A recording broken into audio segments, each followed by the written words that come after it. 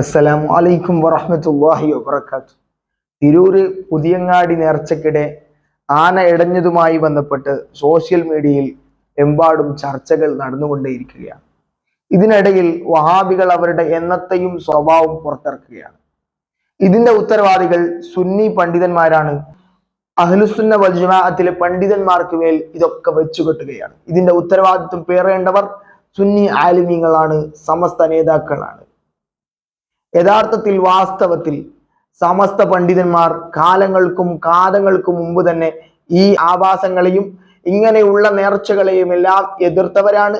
അതിനെതിരെ പ്രബോധനം നടത്തിയവരാണ്, എഴുതിയവരാണ്, ജനങ്ങളെ ബോധവൽക്കരിച്ചവരാണ്. പലയിടത്തും സുന്നി ആലിമീങ്ങൾ, അഹ്ലുസുന്ന വൽ ജമാഅത്തിലെ ആലിമുകൾ ഇങ്ങനെയുള്ള നേർച്ചകളെ നിർത്തലാക്കിയിട്ടുമുണ്ട്. അത് ഇവർക്കൊക്കെ അറിയാം, എല്ലാ സലഫി വഹാബികൾക്കറിയാം. ഇതിനിടയിൽ കലക്ക് വെള്ളത്തിൽ മീൻ പിടിക്കുക എന്നതുപോലെ അവരിവിടെ കലക്ക് വെള്ളത്തിൽ മീൻ പിടിക്കാൻ റഫീഖ് സലഫി എന്ന് പറയുന്ന മീൻപിടുത്തക്കാരനയക്കുകയാണ്.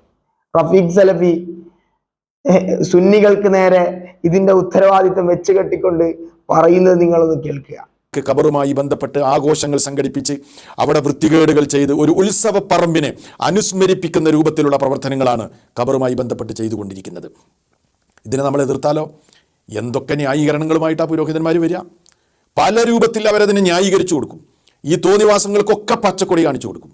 ഒരു മുസ്ലിയാർ ആനയെ ന്യായീകരിക്കുന്നു കേട്ടു നോക്കൂ. ആനക്കത്തെ കുഴപ്പം ആന എന്ന് പറഞ്ഞ ഹറാമെന്ന് ഖുർആനിൽ പറഞ്ഞു. ആനനെ തൊടാൻ പാടില്ല, കാണാൻ പാടില്ല, ഉപയോഗിക്കാൻ പാടില്ല. ഇത് മറ്റു മതസ്ഥരുടെ ഷിയാറുകളാണ്. ഷിയാറാണോ അല്ലെങ്കിൽ പിന്നെ ചിന്തിക്കാം. വേറെ എന്താ ആനല്ലേ മറ്റു മതസ്ഥരുടെ ഷിയാറൊന്നല്ല. മറ്റു മതസ്ഥരുടെ ഷിയാർ മറ്റു മതസ്ഥർ ചെയ്യണമെന്ന് നമുക്ക് ചെയ്യാൻ പാടില്ല എന്ന് പറഞ്ഞാൽ മറ്റു മതസ്ഥർ തുണിയെടുക്കുന്നുണ്ട്. അപ്പൊ നമുക്ക് തുണിയെടുക്കാൻ പാടില്ല, കാര്യങ്ങൾ മുഴുവല്ലോ. മറ്റു മതസ്ഥരെ കുപ്പാടില്ല, നമുക്ക് കുപ്പാടാൻ പാടില്ല പറഞ്ഞാൽ അതുപോലെ വെളിച്ചം കത്തിച്ചിട്ട് നമുക്ക് വെളിച്ചം കത്തിക്കാൻ പാടില്ല എന്ന് പറഞ്ഞാൽ അതൊക്കെ മറ്റൊരു വശമാണ്. കേട്ടില്ലേ സുഹൃത്തുക്കൾ, ആനക്കെന്താ കുഴപ്പമെന്നാ ചോദിച്ചത് മുസ്ലിയാർ. ആനയുടെ കുഴപ്പമൊക്കെ കണ്ടില്ലേ? ഒരാളെ എടുത്തെറിഞ്ഞ് ചവിട്ടി അവസാനം അയാൾ ഇപ്പോൾ ഗുരുതരാവസ്ഥയിലാണ്. ഇസ്ലാം ഇതിനെ പ്രോത്സാഹിപ്പിക്കുന്നുണ്ടോ? എന്തൊക്കെ തോന്നിവാസങ്ങൾ, എന്ത് നന്മയാണ് മുസ്ലിയാരെ ഇതുകൊണ്ടുള്ളത്? റഫീഖ് സലഫി, നിങ്ങൾ മനസ്സിലാക്കേണ്ട ഒരു കാര്യം, അലവി സഖാഫി ഉസ്താദിന്റെ മുഖാമുഖത്തിന്റെ ഒരു ഭാഗം കട്ടുമുറിച്ച് മാറ്റിക്കൊണ്ട് ജനങ്ങൾക്ക് മുന്നിൽ എത്ര വഷളത്തരാണ് കാണിക്കുന്നത്. അതിൽ പറയുന്നത് എന്താണ്? ഒരു സ്ഥലത്തേക്ക് ആന വന്നാൽ ആ ആന വരൽ കൊണ്ട് അവിടെ ഹറാമോ കറാത്തോ സംഭവിക്കുന്നില്ല. ഒരു വീട്ടിലോ നാട്ടിലോ ആന ഉണ്ടെങ്കിൽ കറാത്താവോ? അവിടെ എന്താവുന്നില്ല, ഹറാമോ കറാത്തോ എന്ന മതവിധികൾ വരുന്നില്ല എന്നാണ് പറയുന്നത്. മാത്രവുമല്ല, ഉസ്താദ് തന്നെ ഉസ്താദിനോട് തൊട്ടപ്പുറത്ത് തൊട്ട് ശേഷമുള്ള ചോദ്യത്തിൽ തൊട്ടുശേഷം ഒരു ചോദ്യകർത്താവ് ചോദിക്കുന്നുണ്ട്, ചില നേർച്ചകളിലൊക്കെ ആന കൊണ്ടുവരുന്നുണ്ടോ, അതുമായി എന്തെങ്കിലും പറയാനുണ്ടോ എന്ന ചോദ്യത്തിന് ഉസ്താദ് വ്യക്തമായി അതുമായി സുന്നികൾക്ക് ബന്ധമില്ല എന്ന് സംസാരിക്കുന്നുണ്ട്. അതിനെ എതിർത്ത് പറയുന്നുണ്ട്. എന്നാൽ ആ ഭാഗം കാണിക്കുന്നില്ല. ഉസ്താദ് വളരെ വ്യക്തമായി സുന്നി അഹ്ലുസുന്ന വൽ ജമാഅത്തുമായി ഈ തരത്തിലുള്ള ആന കൊണ്ടുവന്നിട്ടുള്ള നേർച്ചകളുമായി ബന്ധമില്ല എന്ന് സംസാരിച്ചത് ജനങ്ങൾക്ക് മുന്നിൽ കാണിക്കുന്നില്ല ഈ വഹാബി സലഫി.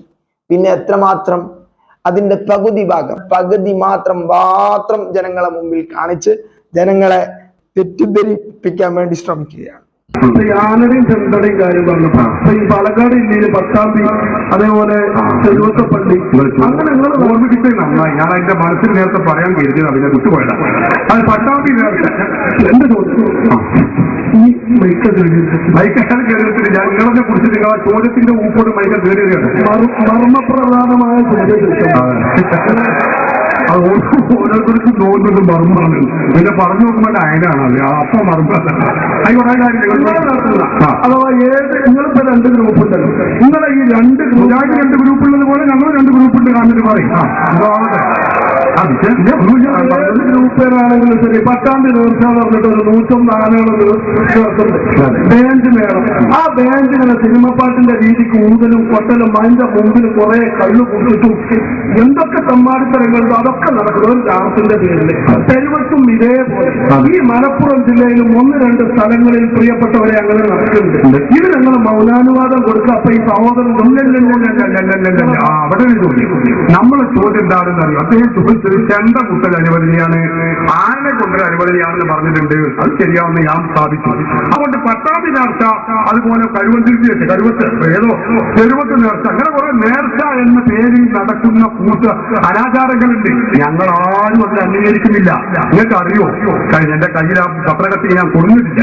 കഴിഞ്ഞ പട്ടാഭി നേർച്ചയുടെ ഞാൻ പറയാം, കഴിഞ്ഞ പട്ടാഭി നേർച്ചയുടെ സ്വാഗത സംഘം ഉണ്ടാക്കിയ വാർത്ത പത്രത്തിൽ നിന്ന് കട്ട് ചെയ്ത് ഞാൻ അവിടെ എടുത്തു വെച്ചിട്ടുണ്ട്. ആരായിരുന്നു അതിന്റെ ചെയർമാനായിരുന്നു? സ്വാഗത സംഘത്തിന്റെ ഒരു പ്രേമചന്ദ്രനാണ്. പ്രേമചന്ദ്രൻ സ്വാഗത സംഘ പട്ടാഭി നേർച്ചയുടെ സ്വാഗത സംഘത്തിന്റെ ചെയർമാൻ കഴിഞ്ഞിട്ടില്ല. പിന്നെ അതിന്റെ കൺവീനർ ആരാന്നറിയോ? ഒരു ചാത്തന. ഒക്കെ അറിയോ വർഷം? അപ്പൊ അങ്ങനെ കുറെ ആളുകൾ ഒരു ദേശീയ ഉത്സവമായിട്ടോ അല്ലെങ്കിൽ ജില്ലയുടെ ഉത്സവമായിട്ടോ പലരും നേർച്ച എന്ന പേരിൽ തെറ്റുകൾ നടത്തുന്നുണ്ട്. അഹ്ലുസുന്നത്തി വൽ ജമാഅത്ത് ഒരിക്കലും അത് അംഗീകരിക്കുന്നില്ല. അത് തെറ്റ് തന്നെയാണ്, അനാചാരമാണ്. അനാചാരങ്ങളൊക്കെ അനാചാരങ്ങൾ തന്നെയാണ്, യാതൊരു സംശയവുമില്ല. അതേ അവസരത്തിൽ മഹാത്മാക്കളുടെ സ്മരണകൾ അയവിറക്കുന്നതിന് വേണ്ടി അഹ്ലുസുന്നത്തി വൽ ജമാഅത്ത് വലിയ നേർച്ചകൾ എന്ന പേരിൽ ഇസ്ലാം അനുശാസിക്കുന്ന കർമ്മങ്ങൾ ചെയ്യുന്നുണ്ട്. അത് ഇതിന്റെ പരിധിയിൽ പെടുകയുമില്ല. അപ്പോ അപ്പുറത്തൊരു നേർച്ച എന്ന പേരിൽ അനാചാരങ്ങൾ നടക്കുന്നു എന്നതുകൊണ്ട് കാടടക്കി വെടിവെക്കാൻ പാടില്ല. മുറിവൈദ്യൻ അല്ലെങ്കിൽ വ്യാജ ഡോക്ടർ അപ്പുറത്തുണ്ട് എന്നതുകൊണ്ട് ശരിയായ ബിരുദം നൽകിയ MBBS ഡോക്ടറെയും നിങ്ങൾ ക്രൂശിക്കുന്നത് ചണ്ടത്തരമാണ്, മണ്ടത്തരമാണ് എന്നേ പറയാനുള്ളൂ. അപ്പൊ കുറെ തെറ്റുകൾ അപ്പുറം നടക്കുന്നു എന്നതുകൊണ്ട് ശരി ഇവിടെ ഇല്ല എന്ന് പറയാൻ പറ്റില്ല. അതിനെ സുന്നികൾ ആരും അംഗീകരിക്കുന്നില്ല. വഹാബികളുടെ എന്നത്തെയുമുള്ള സ്വഭാവമാണ് കട്ടുമുറിച്ചുകൊണ്ട് ആളുകൾക്ക് സന്ദേശം എത്തിക്കുക എന്നുള്ളത്. റസൂലുള്ളാഹി സ്വല്ലല്ലാഹു അലൈഹി വസല്ലമ തങ്ങൾ പറഞ്ഞു, ഇങ്ങനെയുള്ള കട്ട് മുറിച്ചുകൊണ്ട് ധർമ്മപ്രബോധനം എന്ന പേരിൽ, മതപ്രബോധനം എന്ന പേരിൽ നിങ്ങൾക്ക് മുന്നിൽ ആളുകൾ വരാനുണ്ട് എന്ന് കാലങ്ങൾക്ക് 14 നൂറ്റാണ്ടുകൾക്ക് മുമ്പ് തിരുമുസ്തഫ സല്ലല്ലാഹു അലൈഹി വസല്ലമ തങ്ങൾ മുന്നറിയിപ്പ് നൽകിയിട്ടുണ്ട്. സയകൂനു ഫീ ആഖിരി സമാനി ദജ്ജാലൂന കദ്ദാബൂന യഅതൂനകും ബിഅഹാദീസിൻ ബിമാ ലം തസ്മഉ അൻതും വലാ അബാഉകും.